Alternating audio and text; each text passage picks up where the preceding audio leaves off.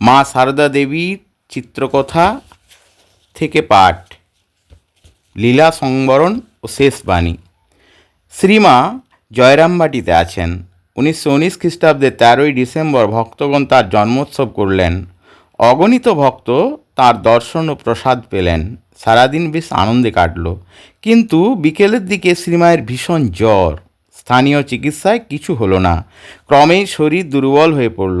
এই খবর পেয়ে স্বামী শারদানন্দ খুব উদ্বিগ্ন ও বিচলিত হলেন। অবিলম্বে শ্রীমাকে কলকাতায় নিয়ে আসার জন্য লোক পাঠালেন। শ্রীমাও রাজি। 1920 খ্রিস্টাব্দের 27শে ফেব্রুয়ারি শুক্রবার রাত প্রায় 9টার সময় মা উদ্বোধনে পৌঁছালেন। স্বামী শারদানন্দ তার আরোগ্যের যথাসাধ্য চেষ্টা করতে লাগলেন। ডাক্তার, ওষুধ প্রত্যাদির ব্যবস্থা হলো, কিন্তু অবস্থা ক্রমেই খারাপের দিকে।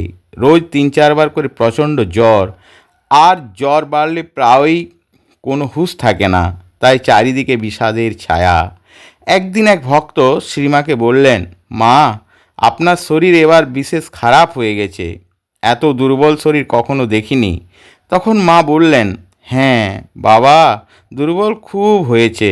মনে হয় এ শরীর দিয়ে ঠাকুরের যা করবার ছিল শেষ হয়েছে। এখন মনটা সর্বদা তাঁকে চায়, অন্য আর ভালো লাগে না। মায়ের অসুখ ক্রমেই বাড়ছে।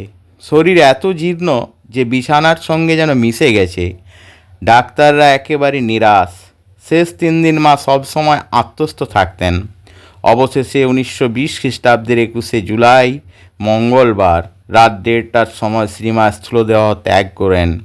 পরদিন শ্রীমায়ের পুতদেহ বেলুড় মঠে আনা হলো। তারপর বেলা 3টার সময় স্বামীজির মন্দিরের উত্তরে চন্দন কাঠে সজ্জিত চিতায় আহুতি দেওয়া হলো। ওই পবিত্র স্থানের উপর সুন্দর এক মন্দির হয়েছে। 1921 খ্রিস্টাব্দের 21শে ডিসেম্বর বুধবার শ্রী শ্রী মায়ের জন্মতিথিতে এই মাতৃমন্দির প্রতিষ্ঠা হলো। শ্রী মায়ের দেহত্যাগের কয়েকদিন পূর্বে তাকে দেখতে এসেছেন ভক্ত অন্নপূর্ণার মা। ভিতরে যাওয়া নিষেধ, তাই ঠাকুর ঘরের দুয়ারে দাঁড়িয়ে আছেন।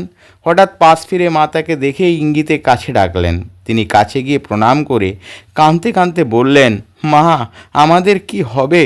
করুণা বিগলিত কণ্ঠে মা থেমে থেমে বললেন, ভয় কি? তুমি ঠাকুরকে দেখেছ, তোমার আবার ভয় কি?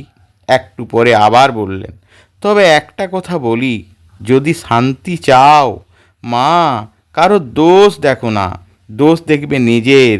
জগৎকে আপনার করে নিতে শেখো, কেউ পর নয়। মা, জগৎ তোমার। এই শ্রী শ্রী মায়ের শেষ বাণী।